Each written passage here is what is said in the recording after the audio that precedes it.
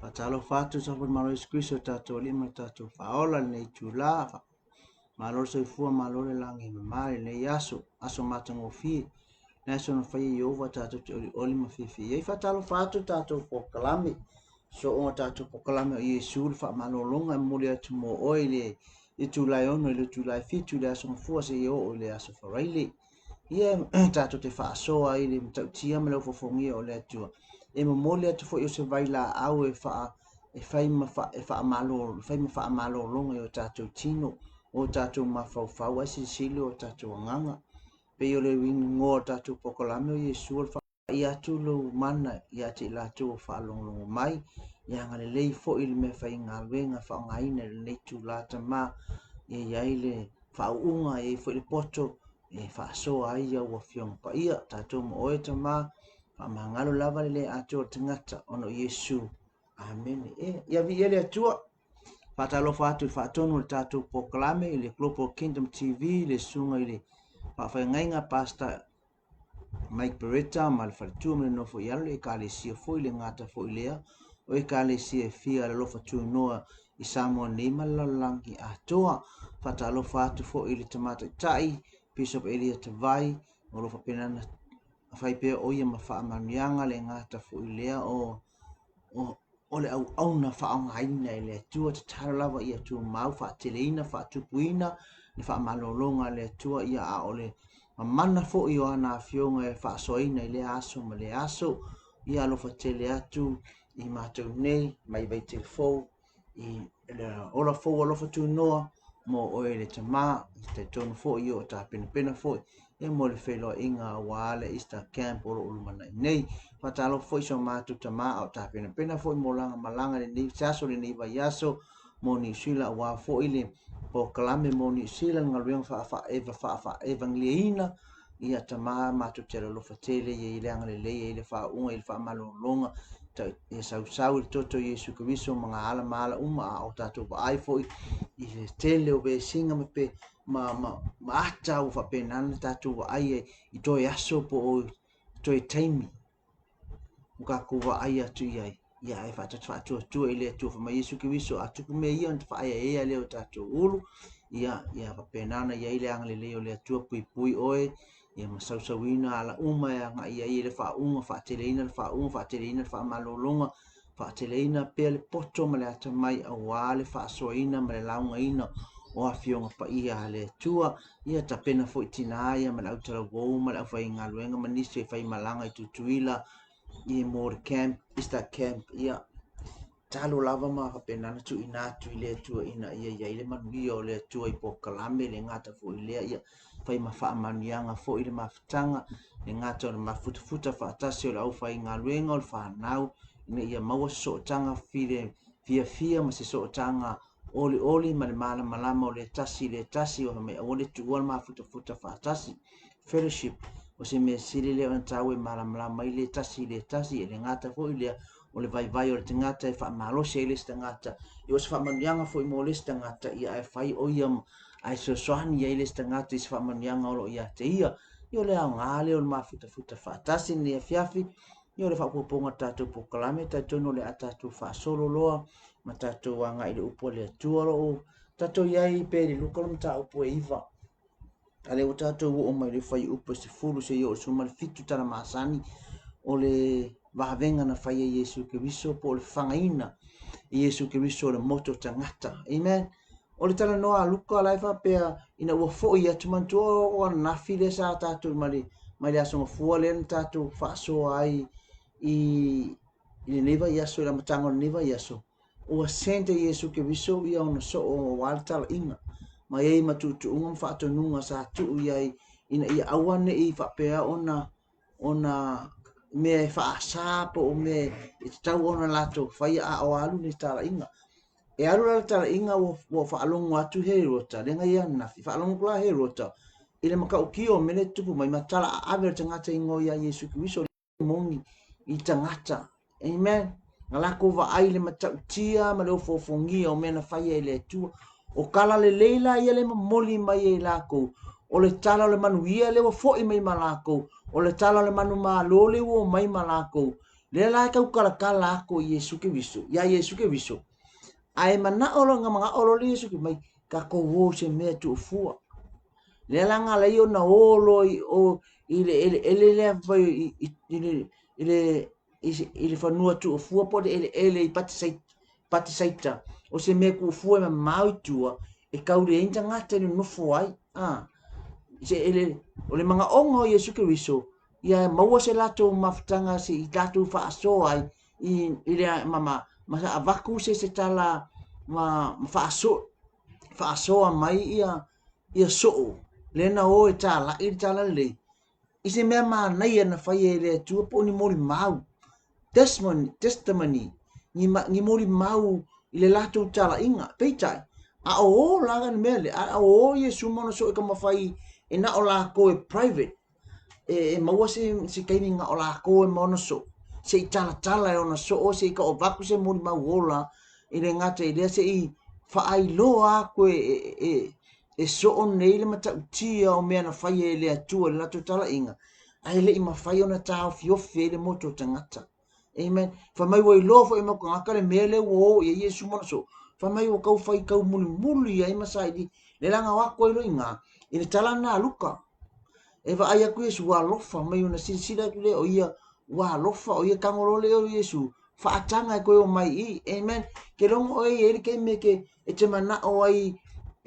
ke me ko ke manga o tu tatare no pang ngo ai mala o fa ngaluenga e for te mi o e te mama tina e ke mo o mia se te mi fo ngale e te no foi mala fa na uma fa tara no a po ani me fa so ai e ye ta u mo mole no se te mi panga noa mo oe malo ainga. Oe le ta mama le to lua, oe le ta mama le tina ma le whanau. Se i whaasoa le leo le atua. E leo le whaasoa ino o tala o tangata po o tala o nisi o ainga po ni ai nei alo nofo le ngata le te whaatonu tonu lau whanau, a o lau whanau, ile le leo le atua, pe ora fionga pa ia le atua, a o le tama e tusa mo nala a matua i le to te SI, amen. Ngā nei wha mai eile i le tala le atua tu il moti nu o isawa, e wha mai ia kusi le papa maa le loto, ku o le loko, a o le tama, a mai awangi i ngalo le mawhau,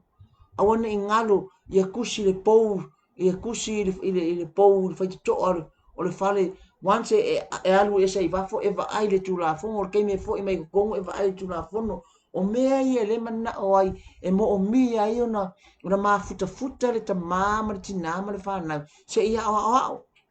e au ngā fo i te tono o mafutanga wha a ta maa, amen. E wha aso ai ta maa, ini mele lei e whai e le atua i te tonu, o lona a inga e waku kokongo, o le mafutanga ta maa, e fta soange fo i leska maa, amen. Le ngata i lea, mau fo i kei me wha aso ato i ta maa wha le anganga, i le afionga pa ia le atua, ia makau mo wha pe fo i na awa o mwha atonu tonu, le angai mo o mia fo i o na o ngaina wha de ta maa, langa o ta maa o le ulu le ainga, e mo o mia langa kula i ta maa, o ia o le dida po o ia o le tai, e loa o na tai ina le ainga, a tu fo i tonu na ngaluenga, na te loa tai le ngaluenga, ai o le au na le tua po le leo maa moe, o ia le na te wha tonu ina langa e le ako o ma te ngata, amen, e ei kei me e vai, so sta ngata e ei ona vai inga, a ole fe so ani ale au nga le atua e ma fai e ona ma mori a kwa se fe au le ngata o le fa so ino le upo le atua mai a wole ku ua ma futa fa tasi al ma fuka fa kasi o le fa so ino le fionga pa ia le atua tala atu le fionga pa ia le atua o le ale me ke bilanga le upo le atua fa mai o le upo o ai e fa tonu e fa poto ai so o le mela ngai mo me inga fellowship e ma futa au na le atua man au fa inga luenga e tala noa ia fionga pa ia le atua, e le tala noa vale, amen, e le tala noa inisi me ma wari taimi, a ole me sili le ana tau, te i tala, se i moli mau po le ale, le matango fio le atua, le ala le manga o a Yesu, se i o mai na yonga so, se i lako test, te i lako moli mauina le ngaluenga tala, e fa pena fo le mana onga le fai fe au tonu le ngaluenga,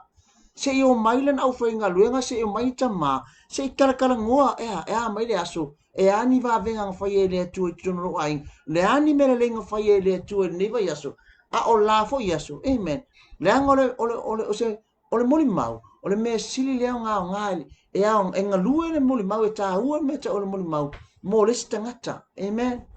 le ang fa mai ole manungi ole ola e va ko le ola manungi ole oti e o ma wai loki amen ole moli mau le leila e nga lue le nga moli mau le pe fa nga yo ye le moli mau le lo roto ia makupu mai se me le leiti tonu ia te oi amen wa e ke me sa petala no ko tangata I me fai le tu e ona e manatu I folea so why le se ale me le onga tupu tangata le ai le mafai ona tupu ia te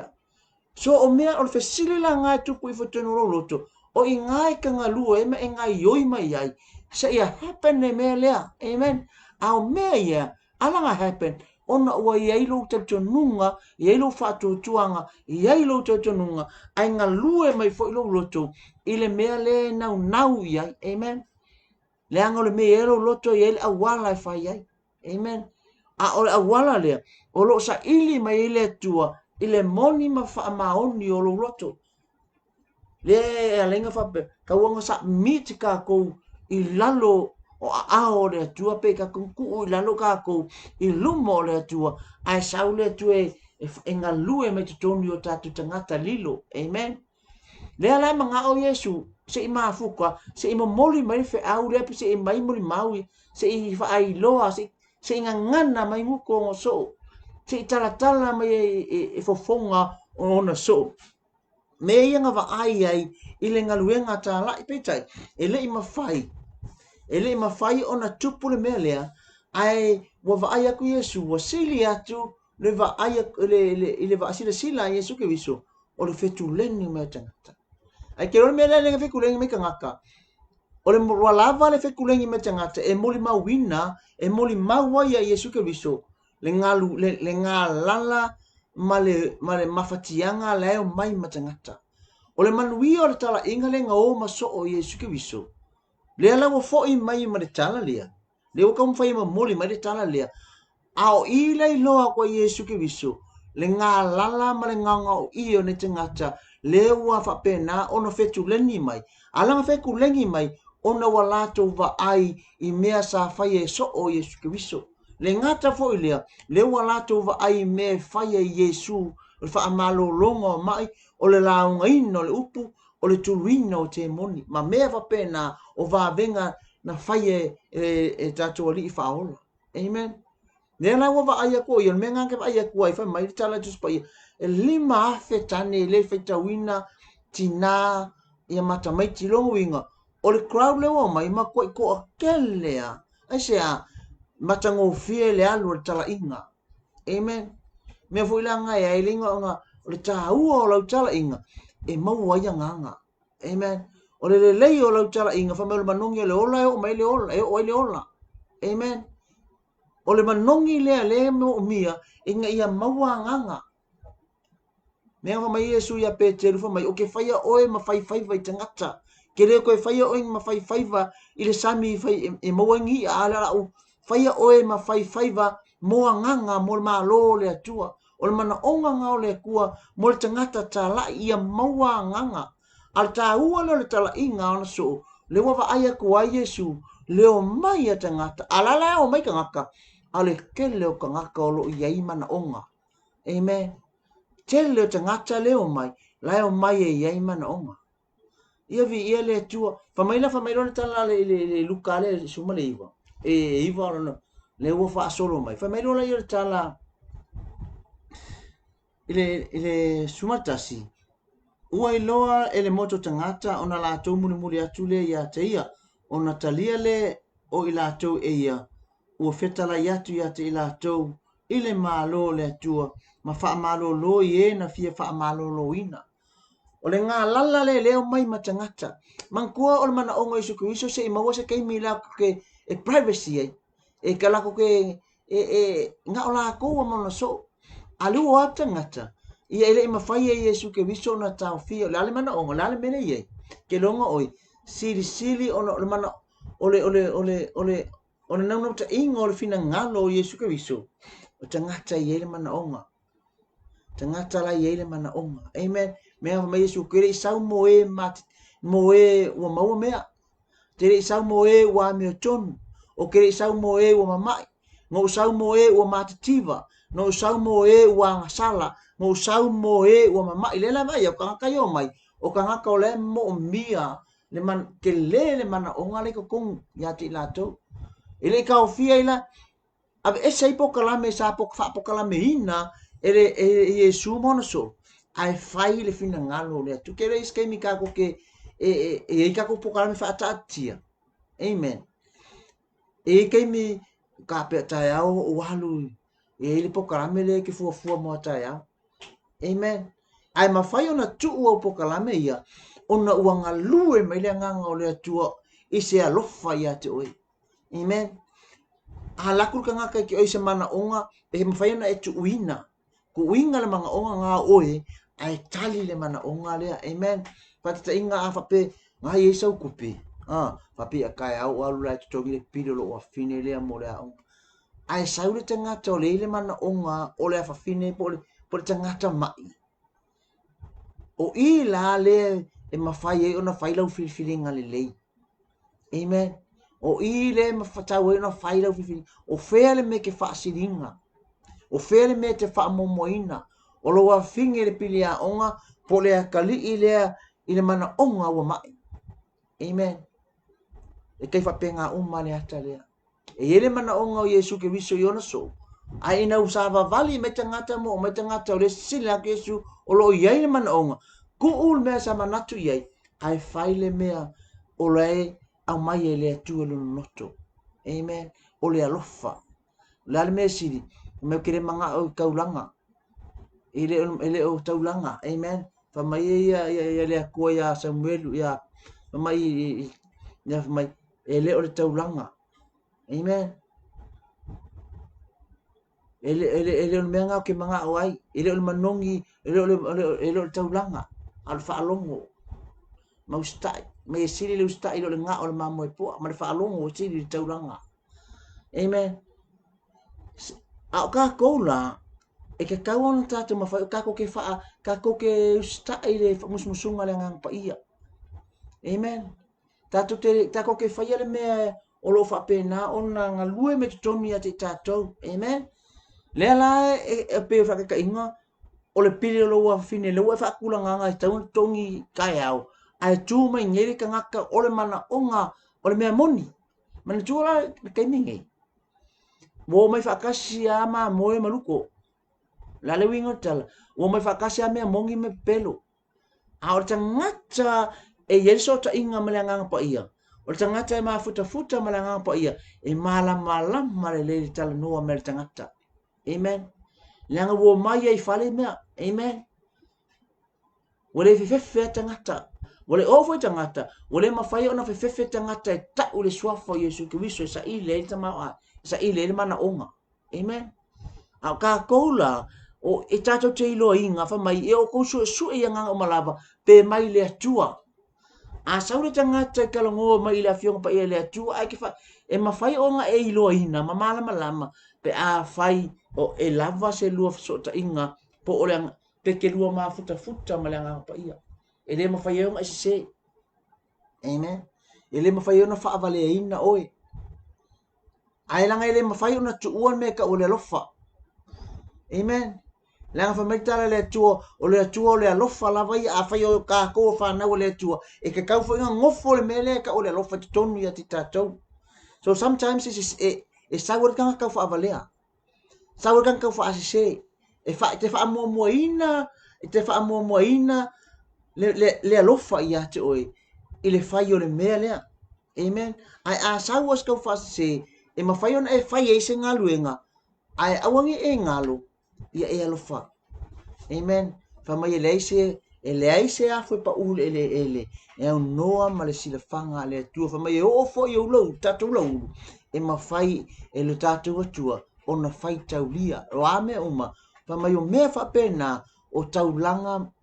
mea nā. Amen. O mea ngai mai e fia i le atua. O tau langa mea nai fia i le atua. So o alu la tangata le wo fia wo fa pena ona tali man onga po pe o makera o kamare la amen so o lunga o lo iai o lo pa u iai se fa le ton pa u iai se fa malaya po pa u iai se kau amen a o oe o lai fa pena ona pa u iai fa manianga le tu amen o lo si sila iai fa fonga le tu o lo fa manuia iai le tu fa mai kala ai fa sidi la o kamanga fa mai la tu la fonga sidi o fea tu la fonga sidi kala Yesu ke sima i elo fatu le lo toi fa pe o la vai elo fo ilo tu ma lo ta to ma lo nga tu so o le lo fa ka nga ka ese o le lo fa ile tu ma le lo fa ka nga ka ese o le me sili nga na ta ua i lo me Yesu mai tonu ma sa o la kali amen fa pe na fo man me le ngai ko nge Yesu ke viso tu a to al man onga le e mana o fellowship ai ma so a o le va ai lo fa i tangata o le wha moe lea po le aunga a toa leo lana mission ngā sauai o tangata le iloa ama tangata o wha le tonu the last one tangaka lai le iloa tangaka ngā sala tangata mai ina ia wha malolo ina amen ia avisa toranga pati loa tua wha meilola ia a o kalia lo Yesu la unga lo Yesu alu mrea o ngā Yesu wha malolo mai ire kering mai fa malo i la tara tus pa ia fa mai ka ure kering mai lango I pa tseita o le nu ule Yesu ke viso le ngo fo nga pe telu malanga para o Andrew anke antele amen o pa tseita o lo wingo le ngo pa tseita o le house of fishing po le house of hunting le aingo o fa fa po le aingo o fa ngoka tangata tutuli amen no winga ele tangata nofo tangata fina tangata ngau amen lenga ava pe o se o ainga fai o la toulea la koule te mau ainga o la koule fa moenga e sa ili ai te mau ainga le ele o patsaita peka e yai fa mania ai le kan kong ngaka amen la la kiki me nga fa metar dus pa ele kering va venga fa Yesu ke wisu tono no ona ile tari tonu tangata ma nga ye le wingo le ngoa the house of hunting and the house of fishing longo wingo tangata fa ngota ma tangata tutuli tangaka ngau se me fa metar dus mai awangi wala manu sa tuli so ngoinga we need to catch e mo mio e mo alfa fa ngoka e ka tau on e mo se mea au ele fa me ile kering I va venga fa Yesu Kristo ona o le mele tu o le leta le tono tangata tono le fa penga sa mo le fa pena oi amen fa long le pu ta tono fa ma fa tu e happen me uma ai wani e fa ita to tangata fa long le pu ai le tupu ai ni va venga amen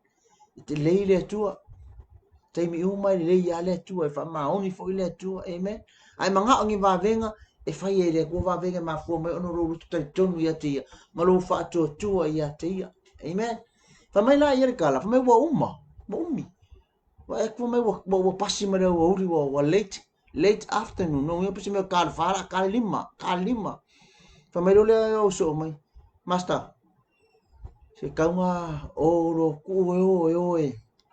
e fa kauna ko me ai pe o ma me le ko foi e le se fa lo la kala mai mai su ave se me ai mai sol e le se ka ko me e le ngi se ka ko e le se me nga se fa ta ko fa pu amen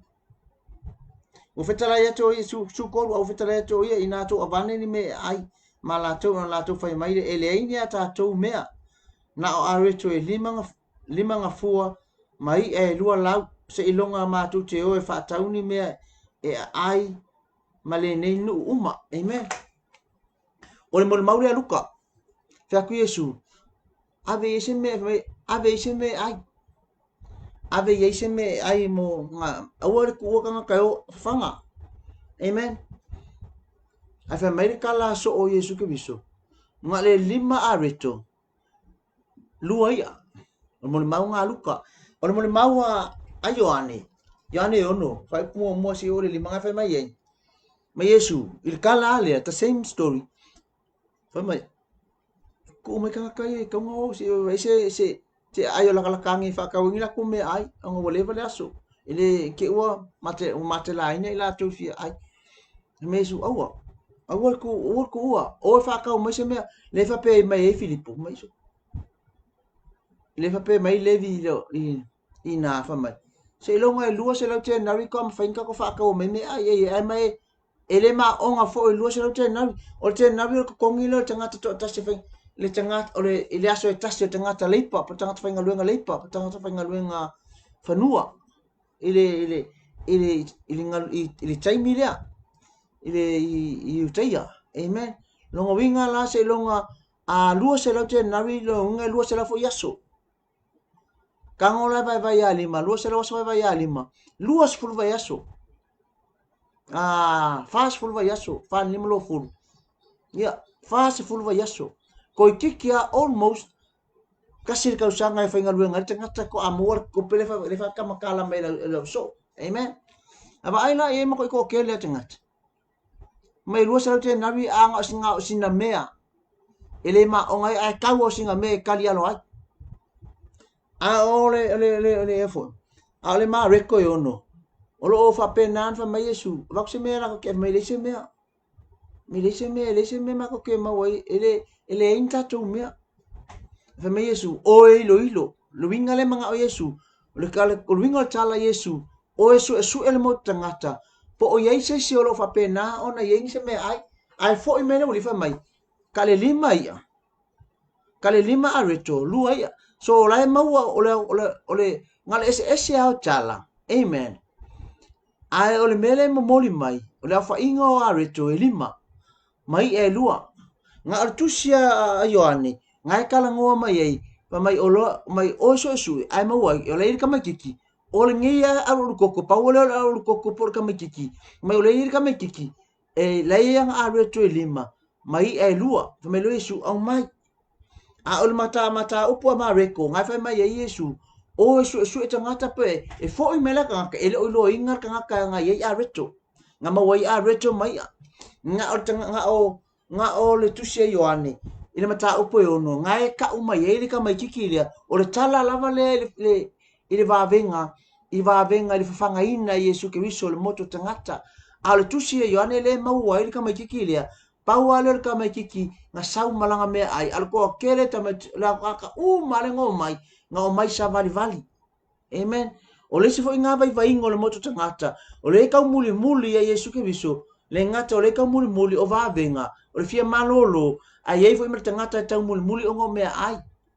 me nga le fo tele ka ko ngi vai tau amen pero fa ya fo isa so ngi vai yaso ala nga alu le ngata i maftanga o ngole ai o fa longo mai miska ko light ka ko me imama fa ka ko makama fkanga pe fa ta to ngai ko alu ale ka ngaka le loku pe aka o mai o me ai le fai amen e fa pe nga fo ila le ska ka muli le ka muli ile moto tangata ele o alu ono o va venga ma me le fai Yesu ke viso ai alu ono le ai ale la mo wai i fa mai le kala fa mai fo i mai o so fa mai o le wo mo me ai o so ponga nga le lima areto ma le lua ia ala mo le maunga Ioane o ia ma areto ia o le kamai kiki nga maua amen o kua o le kamai kiki lea laika o ko ele tina le lei tingata penga pena amen ele o alu kamai ai nga fa nga fo ele ko le kamai kiki le e alu le kamai kiki le crowd lea po le moko tangata lea se ia fa nga o ie fa iba venga amen fa nau e ai lo wa nga so se mea e alu ele kamai kiki e ai le tau o nga kamai kiki amen e ai kai mele manga ia ka ko ka fa nau amen e ai kai mele mana ia le kalesia matangata matua fa nau petai ile mission e Yesu ke viso kele yang fa ka wo kamai ki amen mai fo ila le kelo ngikanga ka le ko akele wa fa mai tala tu spa ia fa mai lima afe tangata ka maloloa only mean lima afe nga ka winga ai le o fai kawinga te fine matamiti ai kasi ar ka makiki ngas laku mal me ai so yele ka u or ka makiki ai ngau ka mul mul tanga ka ai fai mai kango Yesu si I lunga ia le ka mai ale pei o ko ngi ka makiki so ta important por ka u or significant or ka makiki dia e fa ka va ai ka ko vai ai sili o ka u ia Yesu male atu ka makiki amen fa mai fa pe uma le a ele pe ka makiki le ke le sao le ma lo le atu amen e la ku Yesu e va va so o Yesu ka meki e ka ku Yesu e ka meki e va va fa mai o va ka meki tu mai tia tia o le kele nga ka kuka ko kele manga ye ina fa na amen a fai me ai o ko se uanga ai nga o mai la ia tele na e kalesia ia fa ia o ma to nga luenga fu ia o se fa manu yanga fu mo mato e umalonga e fai fa kasi ava vai me ai fa na ia alu se o nei tina fai la ku me ai fai me ai anai fa na ai ia ke mi foi nga le ai fa kasi ai amen ia i foi kalesia mo mo ai fa na e fa umaloa fa na fa ko ai e kalesia ia tangata ma tuma fe au nisinga e kalesia ya e taua ia te la to fa na le nga fa nga o le luma na i o le ngaluenga le ngata ile a e va ai i le tala tu spa ia pe e silio na taua le e silio na taua fa na ia Yesu ke wiso ngai lo ka ko amen ele fa tu ele nga la nga fa alo ka sa moa ia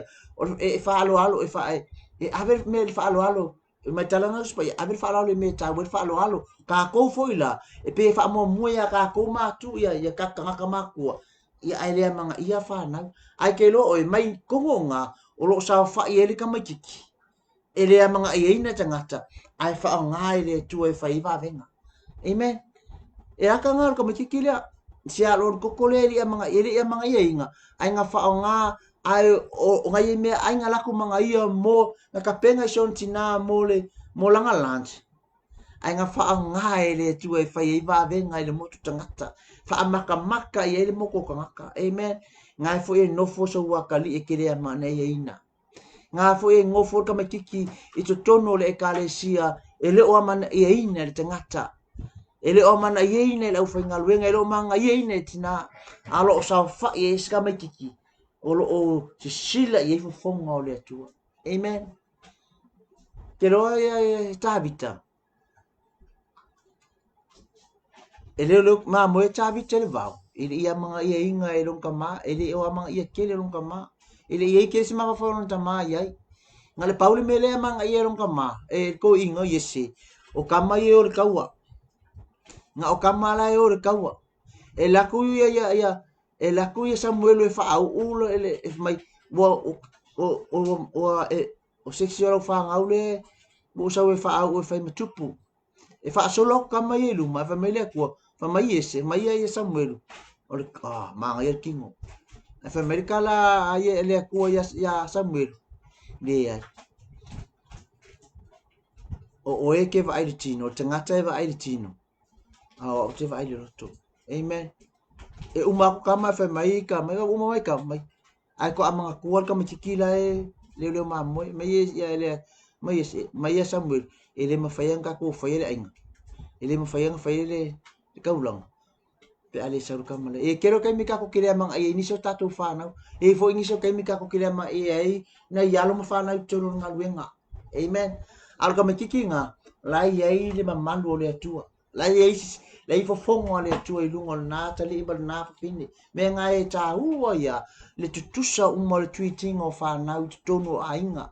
tonu e kalesia tonu maftanga langa kako kele o loa po o lo hal ka mikile pe ya upa masane la tunu ne ave mai le fa pe upa la tunu mai la flafua al tamasi ngongo amen e va ia ku kama savali e va ia ku savali mai le ngata e la flafa ai pongponga hale tino ai inga fa mai wo modu al kama e fulunga e se la le fa penga uma oi fa penga uma fo ilo watali i malo fin ke va ia pe le amane ina ai ai fa o le kai me pa u le fa unga le kum fa mangianga lunga le ko na te atali ma na fin o nga e loa le e le mata tio le tu e loa fini ma loa atali amen au ta pena fo ile mato ia nai fa na fo mo le camp le ista camp mo tutuila lo o fa pena na ka penga ista camp ia e umala vai aso ni el vaso fo le fa fo malanga to ne fo ita pena nga fa na amen io te talo fo i nai whanau ma le loto ngai le atua na ia whapena ona ia le wha unga le atua iai fo le manuia o le atua nei whanau ia whai whanau langa o le upua le se o mātou tama whai te au po se o mātou tama le whale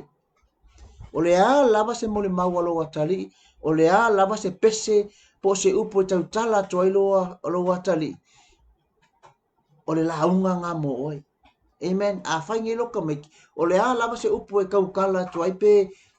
o se launga po se tau loto e faia koe kama kiki o lana ia o lea tala po lana lea upu i a te mātou fai mātua o le launga ngā lo watali i a te oi o le launga ngā lo watali i a te oi kauwhanga e ngofu mai e whaalongolongo i le launga atu o lo watali me la ngā a launga mai a mātou whanau maki whaalongolongo e ka ua i o mātou loto ono se awa onga fo i lo whapena ona whawhau e se o mātou tama i le whaatau a ino a mātou whanau amen me foi ngā ia i rei viri vi i atu pe stau si tia ia maua runga le vi inga le tua mātou fo i le atala o mātou lau whai ngā luenga mōna ia mātou whanau so se performance so se me whaatino so se me ke whaia ia e whaia ona o le atua ma se vi inga o le o tātou atua. A ia awa lava. Ne i ai se tamai titi, po se atalii, po se finge se vi inga. A ia whaia me uma, ia vi i ai le atua. Pe ngā le aka ngā si aka li ilea, amen. Ele ia mga ia inga ele iloa, aina wha ngā e Yesu ke wiso lana 5 a reto.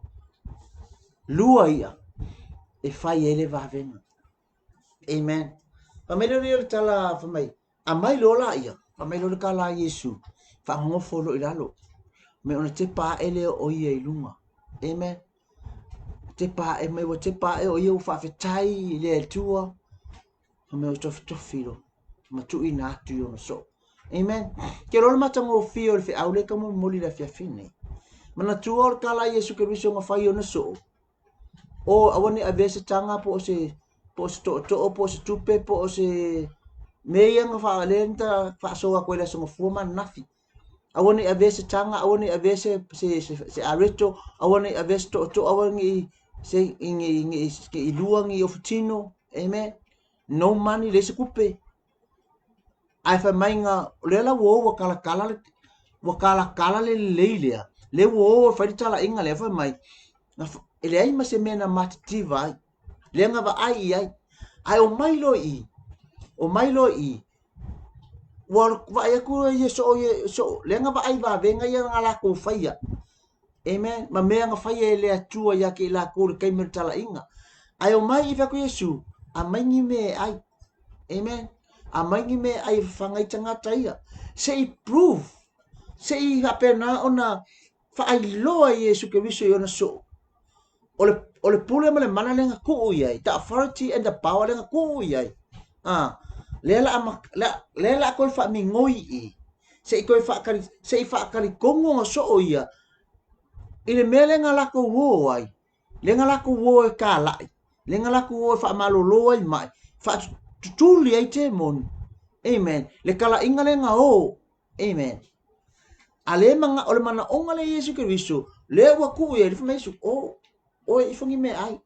le wa kama fai Yesu se inga lue mai le fa tua le nga fai e me ia makala ai se inga lue mai le power le and authority le nga wa ku ai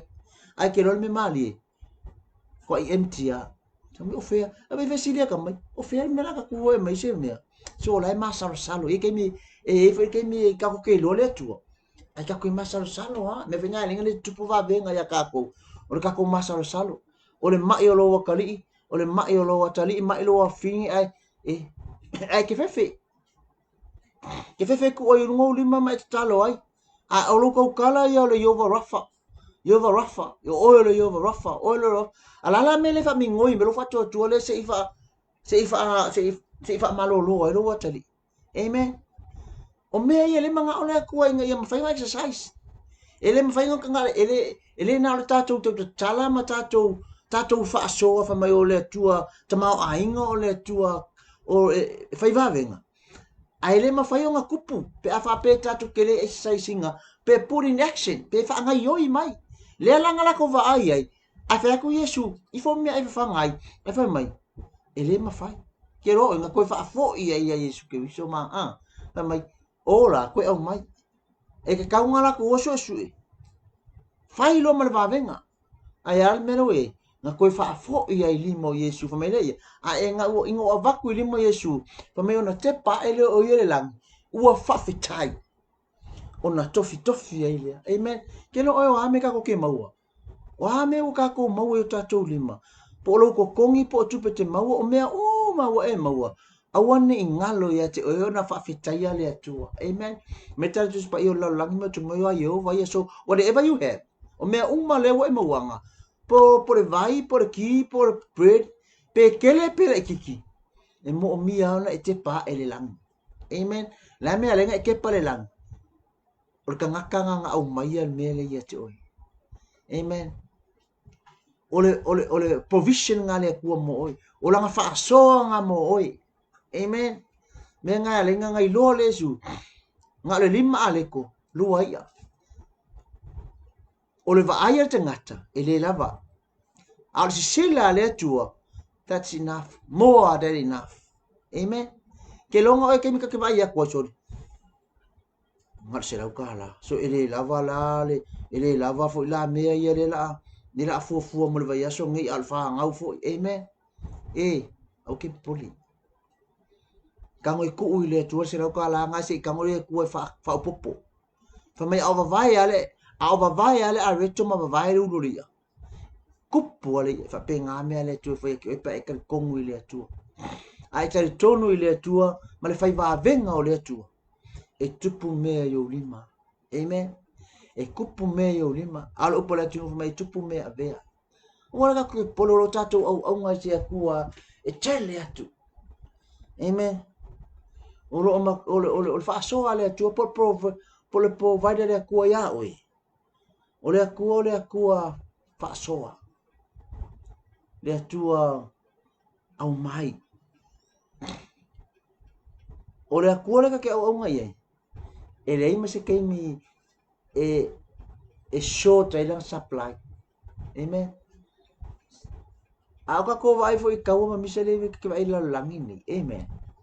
Ne wa maka un kilo la fo bisingisi le shortage. I le lava o mea o mo feo inga vaa ba le effective o mea ia o le afianga. Le afianga o kaua le ia tunu I fafo. Ia male mai se alsua au. Amen. O mea uma le a o uma ilunga. E o uma ilunga kau o mea. Ai kikiri o loa. So le mea la tupu. O le akong ka o loa. Amen. La kikiri o le ia male la kikiri o le male me te maua. La short te ka kowie consumer. Amen. O ngā watanga tāle o loa. O le popolenga ngal mawhawhau o le kamainga tangata. Amen. E wa ai aku lau so o ia, whai mai. So le ngale lua ia. Lima areto. That's not enough for the crowd. E le lava ai mo le moko tangata. Ai mai se afa Amerika lagu spa ia. Ko a lima afeta maloloa. Ai le I whaitawina I whawhine so. Mako I ko a kele a tangata. Malengei a lua ia. Lima areto, only one person. Nga paua leo le lunch. Nga fuel tina molan tama. That's not for him. Nga le paua le nga olonga kama e lavai. E whape nā foi. Le va aia le tangata I mea te maua I o lima. Ma le va aia tangata I le mele la o I ele la langu. Le wa amaka o nga halu sol ma fa tangata. Whaafea nga solve le problem lea. Le ale solution o mea ngai. Amen. Ai ke roa tala Isu. Mi whaea ulu. Whaea ea la ulu. Mai ta whaea la ulu. la lu fa ya ke pa ele langi anga ngo maua Yesu ke viso ngo maua Yesu o le a reto e lima mai e lua lau fa mai ona te pa ele o ye le langi ua fa pitai so whatever you have give thanks to God me uma o e maua ye e fa fikai ai le akua o le alman o ngai ai ku le akua ai se fa soa mai le atua amen ai ke lo le me le ngale lava lo fa soa o le lo foi o e pa ke ki e lo fa mo le mele ke kawo le ave lo fa mo le mele nga ai ku le me nga amen ai lo pa ke ki ile fa soa mai le atua so e uma i fu oka ke vai e ke ofu oni hadi tala o ke minge le ko lava se me se serau kala ele uma se so e o serau kala that's true me mongia ai kango ngila ai kango ku le amen o ke le anga fa pi o pa ka malo a o ulu wa inga ulu o kalesia o fa mo nga i o no a wo solo muale fa ka amen a ku ulu se ka fa ka ikai longo winga o le 1/3 le o le o le crowd nga ye ko sa ka kasi o vai kolu po le kasi o vai fa le o le vanga ka ia sa ye ko ngule ile moto tangata le so ai fa fika I fola fa pe ta se o vai tolu longo winga la fa ingo ka ngaka le sa I pe fa pe e lima afe ta maluloa longo winga se fulu lima afe ia la fa inga e lima afe fitina pe se me foi pe ono afe tina ia ai fa afe ta mati amen ia pe fitu afe fo ia tina wai ko kele kwa ki ngai kama ai ko lu afe ia fa na le anga fa na we kerenga muli ala tu matua e muli ala tu tina e kaure kau sia sa muli fa nga wing la ko kama e kau muli ala tu tina amen se va ngal ta mai le le mafutanga ma le fa na ia onga kau muli ala tu fa na pe wa amen ai ole macha ole me masangi ya pe a tu fa na tu ro me e kele anga muli fa na wi la tu tina o ngai ole lo fa tina ya ngo ke mi uma e ngofo ya tina e fa susuran tam fa ile me ai ala ya lu ka ma ya nga lu nga fa tino e fa ke mi e pu wa ma fa fa ta ma ya na me fa tino ni ai nga lo le fa na atina e nofo ai la lo ma va ai na fa na amen me la nga ya lai onga ko ke le aku fa na e ka muli ala tu tina ya nga I lo fa na e ta muli ala tu tama amen ia fa mai lo le tala tu spa ia le fa mo ko la lo ka fiku fa mai lo la ia ua bo fu e aku o le mema ka kia le tupu se furulua aku koe ainga nga koe 12 left over basket se fululua ako o toe ainga nga koe mai ile kolu ia ile lua ia lima aret au ako ia ele kai onga ona ngafatia e ia ia lua ma areto ia lua onga kaulilo ele piko ilalo lato amen ele mafa ele lilo ele mulu lato ai fu ako e ku moi ato se folu malelua amen fa penga va venga o le tu e fa ia to a enga lue fo nga lue e yai lau ngaluenga e yai lau pat I to tonu le ngaluenga le tu o le tala ingo le malo le atua o le tala ingo le tala le lei o oe le tangata ngalue e yai lau pat e play e yai lau ngaluenga faatino e yai lau tiu te fai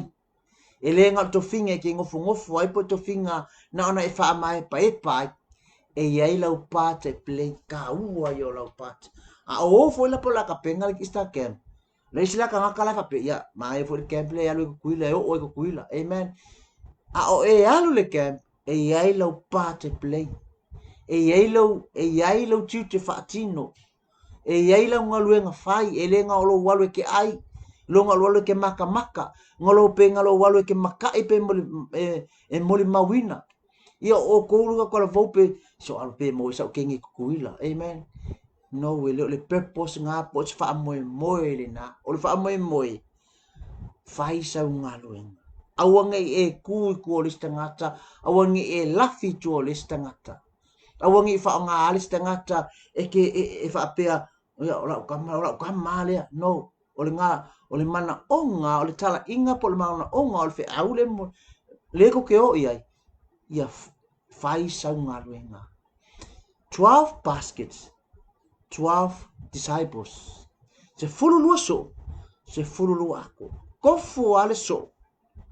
male ako nga carry ele ifa moe antelea ile ako pete amen so le ale mele ia fai la ngaloenga awange eva ayaku taravou awange eva ayaku o lai fai le ngaluenga ngai ka muli le ia ka pe ia kau soar ka ako no de e yai lau pat play peke pese le vi inga o le atua po le kuka e vi yai le atua po le serve alu e serve au e ki fai alu fai fua i le ngaluenga le ska ngaka tu o e fai lau ngaluenga 12 basket 12 disciple la ko uma ia ele fa lango le siso i lungo le siso ele fa atino ina o ngaluenga ele fa fanga ina o le moto o tangata no ainga fe nga mo o le fia fa man via tele le tua pa ia tu le tua i ana fa amanianga tele to God be the glory forever and ever amen via o tama fa te tele mo la upu le fia pa ia tu pa ia fa man via se loto o mata mai fa along mai ono Yesu amen amen ya fa to fa atu ta to felo ila so ta ya le tulai ono ile tulai fitu ile tato poklame o Yesu o le fa malolo manuia la fiafi amen